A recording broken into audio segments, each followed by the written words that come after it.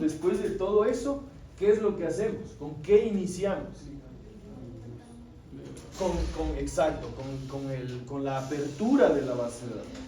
O sea, el ctrl, claro, es un comando que sirve para borrar si es que existe la necesidad de borrar algo anterior que existía en el programa, ¿ya?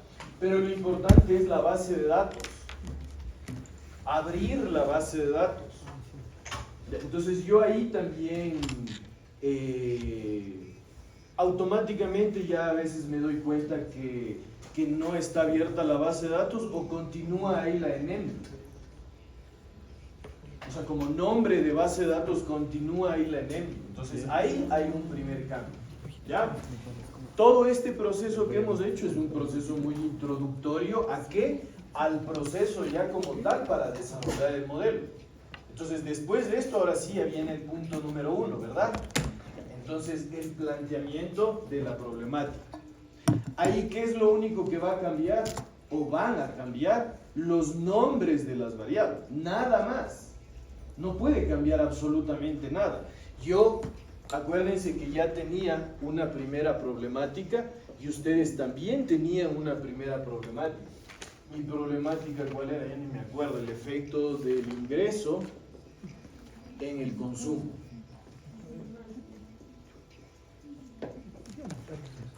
¿Ya? Digamos que es este, ¿ya? Acuérdense que esto es lo que cambia, ¿no? Entonces, esta es mi variable independiente y esta es mi variable dependiente. Esa era la problemática de un modelo simple.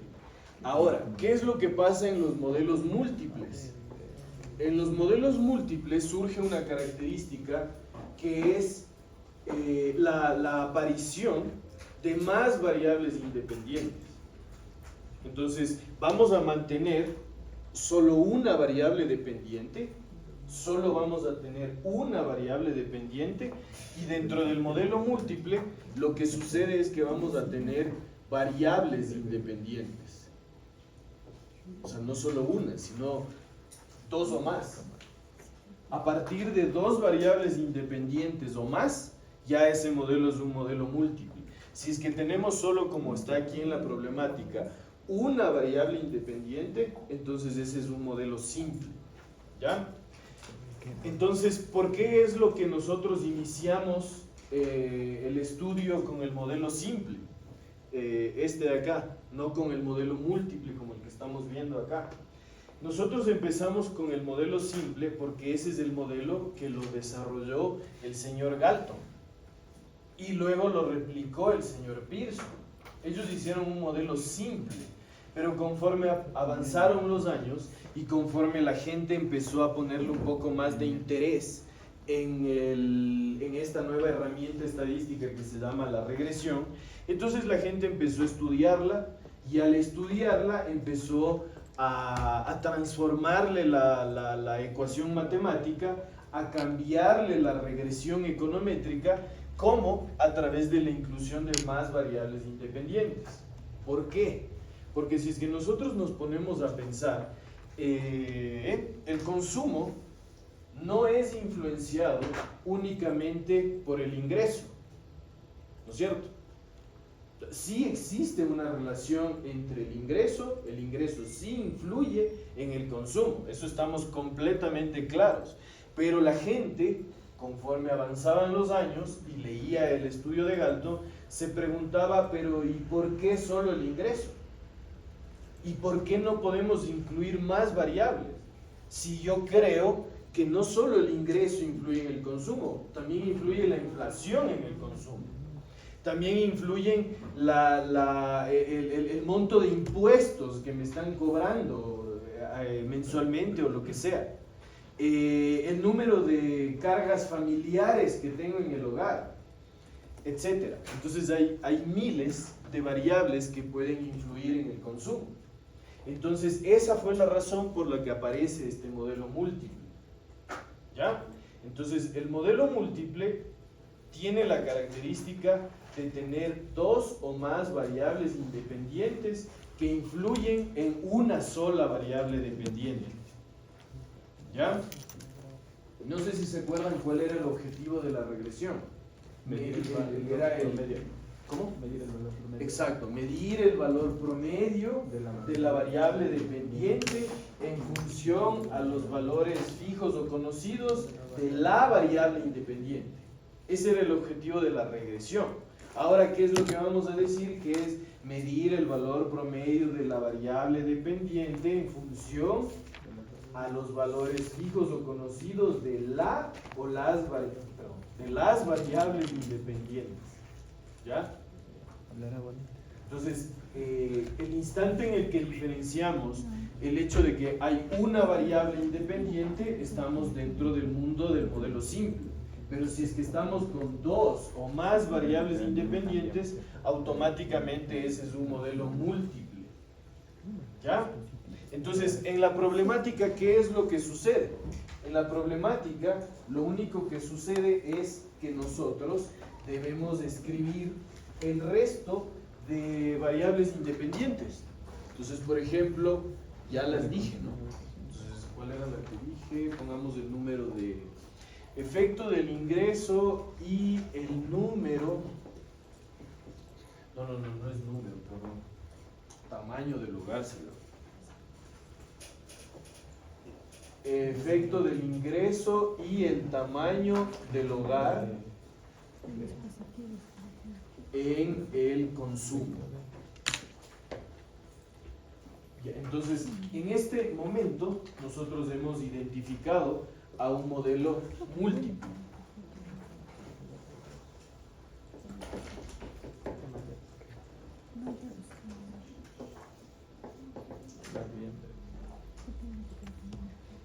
Entonces, acá es donde nosotros ya podemos darnos cuenta que tenemos dos variables independientes. Porque ya no es solo el efecto del ingreso en el consumo que queremos medir. Ahora yo quiero medir el efecto que tiene el ingreso en el consumo y luego quiero medir el efecto que tiene el tamaño del hogar en el consumo. Sí me escucharon, ¿no? Primero vamos a tener que medir el efecto que tiene el ingreso en el consumo. Y segundo, el efecto del tamaño del hogar en el consumo. ¿Eso qué quiere decir? Que habrán dos cálculos, habrán dos momentos. ¿Ya? No es que el ingreso se fusiona como el Goku, ¿no es cierto? Se fusiona con el tamaño del hogar y las dos influyen en el... No, eso no hay cómo. No hay cómo fusionarse. Solo el Goku se fusiona. ¿Ya? No hay cómo unirse. Las variables no pueden unirse. Por eso se llaman variables independientes. Entonces no pueden unirse a la otra. Yo no puedo medir el efecto del ingreso y al mismo tiempo del tamaño del hogar en el consumo. Yo no puedo hacer eso. Yo hago una medición individualizada. ¿Sí? ¿Por qué? Porque son variables independientes. Como ese equipo feo que tiene la ciudad. ¿Ya? Independientes. ¿Ya? Ese es el karma, ¿no? Porque existe un... Qué feo. Bueno, disculparán, es que yo sí soy muy metido en el fútbol, disculparán. Si le veo a alguien con la camiseta del Independiente, si soy capaz de dejarla en supletorio. Antes hacía eso con los del Barcelona, en serio. Los del Quito, por ejemplo. Pobres hombres. Claro. Pero, y yo pensé que iba a madurar con los años. No. Peor. Claro, más castigos a esos individuos. Bueno, eso es lo único que cambia en la problemática. Entonces, otra vez vuelvo a lo que estábamos hablando al inicio. ¿Qué es lo único que tenemos que hacer? Esta inclusión, esta modificación. Entonces, imagínense que hay algún grupo. Chuta, no sé qué puede poner aquí algún... digamos que en la parte de la problemática, ¿no es cierto? El planteamiento de la problemática, ese grupo de graciosos ponen una teoría. 3 líneas de que el Federico ni sé cuánto dice que la ni sé qué influye en la ni sé qué. Cero. Y ahí le de llamar a alguien que esté al lado mío y le de decir, dime, eso voy a hacer. Qué bestia, qué inteligente. Eso voy a hacer. Con eso hasta ni yo trabajo. Eso voy a hacer. Yo encuentro un error en el do file y le voy a llamar a algún vecino. Y si es que ese vecino o vecina descubre la respuesta, descubre el error, ese grupo es como que va a tener un salvavidas. Es como que si se equivoca en alguna cosa bien minúscula, tiene ese salvavidas que le voy a poder perdonar. ¿Ya? Pero si no logran descubrirle, pues ese grupo ahí se queda en cero. Ya, eso voy a hacer. Ya. Con eso ustedes también trabajan. Con eso ustedes también descubren algo, si es que quieren salvavidas, ¿no? Si es que no quieren nada, pues ahí se quedan sentados, ahí haciendo lo suyo. ¿Ya? Entonces eso. Aquí va esto. Aquí no va la... Imagínense que aquí pongan el nombre de la base de datos. Ahí sí un rodillazo. O sea, no existe ninguna otra reacción frente a eso. Planteamiento de la problemática. Y les digo en serio, porque yo sí he visto cosas bastante fanescas, ahí lanzan y meten cualquier cosa en el file y revisen. Nada que revise. Si no está bien, yo no reviso. Se acaba esta primera parte y, como decían ustedes, viene la especificación econométrica. ¿Ya? Acá, yo no sé si es que se acuerdan, yo ya les había dicho que directamente tenemos que poner los nombres de las variables, ¿no es cierto? Directamente, no tenemos que poner y, x o ni sé qué, nada, los nombres de las variables, porque ya las hemos elegido. Entonces aquí, ¿qué es lo que va a existir como regresión o como ecuación? Que el consumo va a ser igual a un beta 1, este se mantiene, ¿no es cierto? Este es el intercepto. ¿Sí se acuerdan para qué servía el intercepto? Punto de partida. Exacto, solo para eso sirve.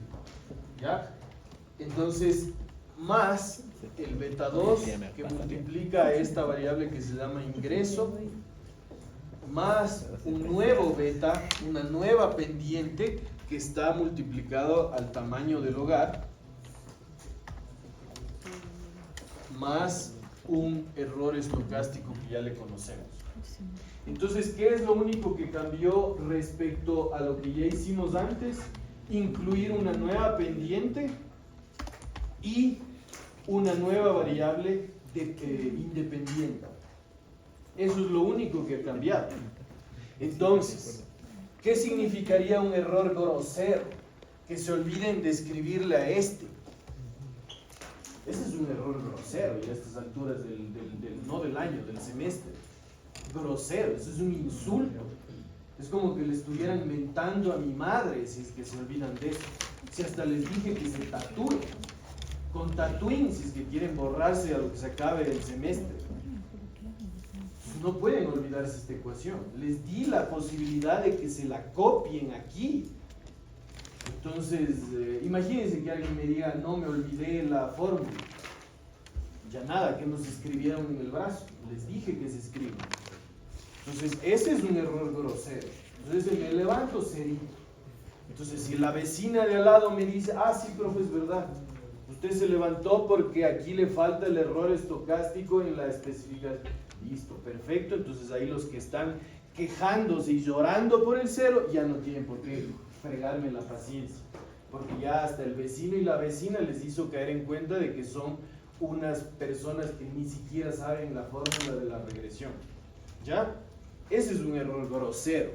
Pero de ahí, por ejemplo, si es que me olvidé o cambié el orden de las variables, puse el nombre de la variable que me dio la bendita gana, ¿no es cierto? Así como ustedes estaban poniendo al inicio, ¿no? Ponían, ¿cómo era? Traslado de ni sé dónde a ni sé dónde.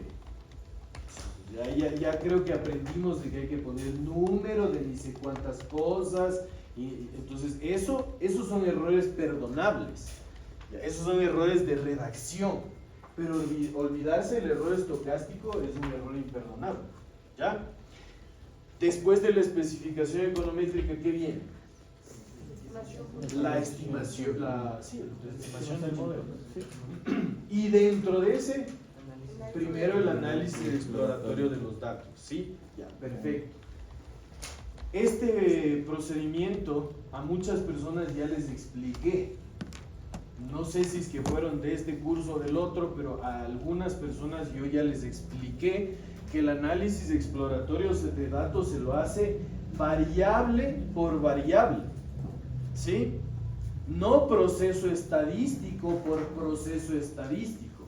Porque muchos grupos les vi que primero hacían el summarize de todas las variables, el tabulate de todas las variables de manera separada, y eso no tiene sentido. Yo lo que hago es un análisis una por una de las variables.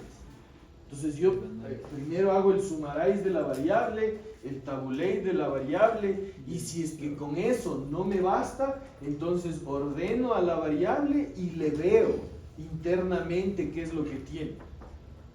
Ya, pero no es como 100% necesario, porque hay ocasiones en las que con el simple tabulate yo ya veo que no hay valores no válidos. Entonces ya con eso es suficiente. Pero si es que existe la necesidad, y creo que esa sería lo mejor, sí es mejor que se metan a la variable, la ordenen primero y después se pongan a ver uno por uno los datos por si acaso. Después de eso, si es que existen valores no válidos, acuérdense que tienen que utilizar el comando del reemplazar. ¿Para qué? Para cambiar los valores no válidos por valores perdidos. ¿Ya? Variable por variable. ¿Cuál es la diferencia con el modelo simple? Que este proceso acá lo hacemos 3 veces y en el anterior lo hacíamos solo 2 veces. ¿Ya? Después de eso, ¿qué viene? La estimación del modelo, ¿no es cierto? Entonces, en la estimación del modelo, ¿qué es lo que va a suceder? Nada. Todo lo que está sucediendo en el pizarrón es lo que va cambiando y modificando. Nada extraordinario, sino aumentamos cosas. En el modelo anterior nosotros utilizábamos el comando regress. Después de eso utilizábamos la variable consumo. ¿Por qué? Porque primero va la variable dependiente. Después nosotros poníamos la variable del ingreso y ahí y el factor de expansión, y ahí se acababa todo. ¿Por qué? Porque era un modelo simple que tenía una variable independiente. Acá tengo 2, entonces tengo que ponerle al lado espacio y le pongo la del tamaño del hogar, que así creo que se llama, ¿no? Sí, creo que se llamaba así, ¿no? Sí, ya. Y aquí sí tengo que poner el factor de expansión. ¿Por qué? Porque la SB es una encuesta, es una muestra, y además de eso tiene la variable. Eso sí, en la SB no estoy seguro. Eso sí, ustedes tienen que ponerse muy atentos a lo que leen. Creo que la variable está escrita en mayúsculas, no me acuerdo, o está escrito en minúsculas, no me acuerdo. Ya ustedes tienen que escribir tal cual como conste dentro de la base de datos. ¿Ya? Entonces, ahí ustedes vean. Y de hecho, ni siquiera es necesario teclear, sino solo copiar y ya se elige nomás ahí. Esto es lo único que cambia dentro de la estimación. ¿Ya? Entonces, ¿sí tienen abierta la SB? ¿Sí? Ya, entonces, a ver, es que en la SB ya elegí mal las variables.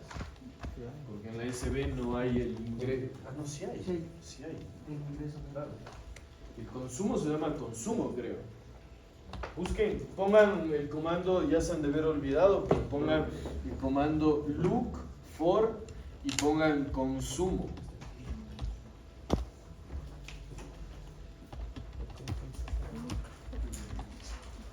¿Cómo se llama la variable? ¿Consumo? ¿O no hay la variable consumo?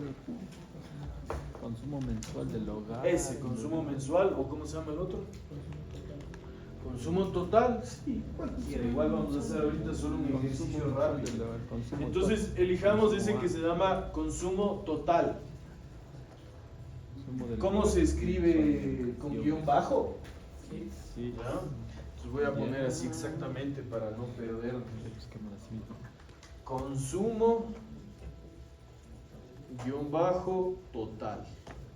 El ingreso sí creo que tiene un código así medio raro. Búsquenle, pongan look for salario.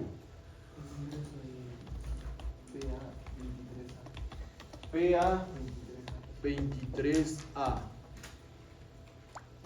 Y la del tamaño del hogar.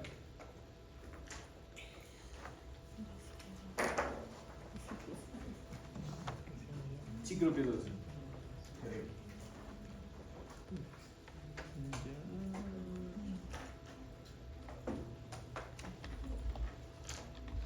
Look for. Look for significa buscar. Salario, frecuencia, monto, salario total, sueldo, salario total. PA 37. PA 37. Con mayúscula todo. ¿Y por qué dice este man PA 23? Bueno, igual estamos haciendo ahorita un ejercicio, da igual. El tamaño del hogar sí se llama así. ¿Sí? Ya, listo. Entonces hagan esta regresión. Con fines didácticos.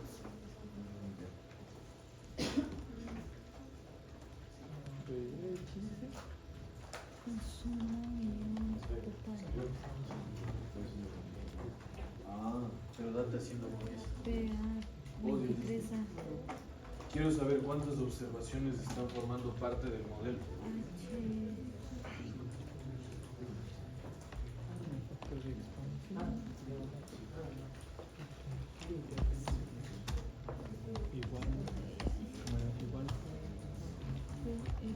IW.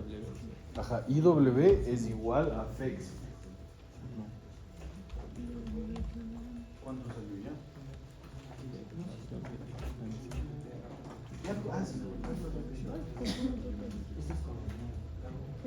Sí, en el otro, acá. Ahí, aquí está. Allá. En tu file, claro, aquí están tus variables. ¿Ya salió? Separar un poquito más. No hay. Ah, sí, consumo total. Ahí sí, peluche. Ya salió. Observaciones, los... ¿Ya te salió? Sí. Haz ver.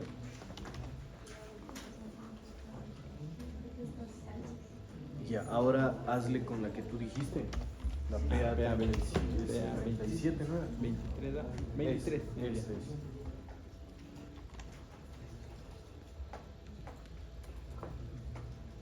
Bueno, la verdad, en la SB, ninguna de las variables de ingreso es una variable que debamos utilizar como para decir, este es el ingreso del ecuatoriano. No, para eso está la ENEM, ¿ya? Sino que aquí tenemos esta pregunta solo como para hacer una comparación, pero no es una... Por eso quiero saber, hay muy poca respuesta de la gente ante esta pregunta. ¿Qué pasó? A ver. Claro que hay más. Déjame ver. Ya, pero bueno, tampoco es que cambia mucho. Da igual. Pues dejémoslo nomás en que vale. Ya estamos. El intercepto utilizando esta, ¿cuánto salió? El intercepto. El intercepto 427. Ya. Si es que no llegaron a este 427, preocúpense. Con ¿Sí? 73. Ahorita me acordé, por su lentitud me acordé. No todos los talleres ciertos son en sus casitas. Cierto, casi me olvido.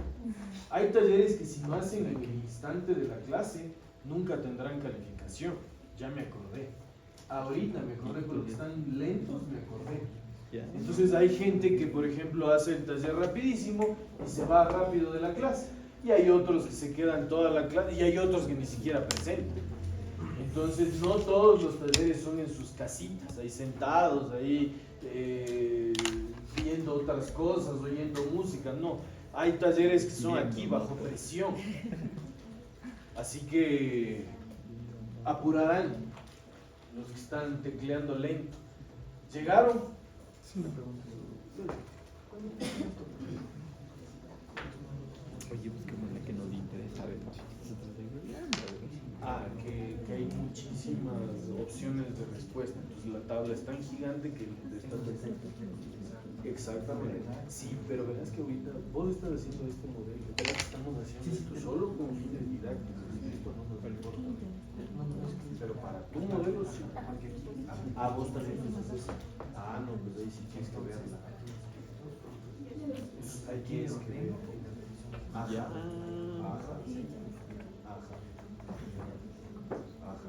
Es que igual, este te sirve para que te des cuenta de que esta no es la herramienta, pero con este ya descubriste.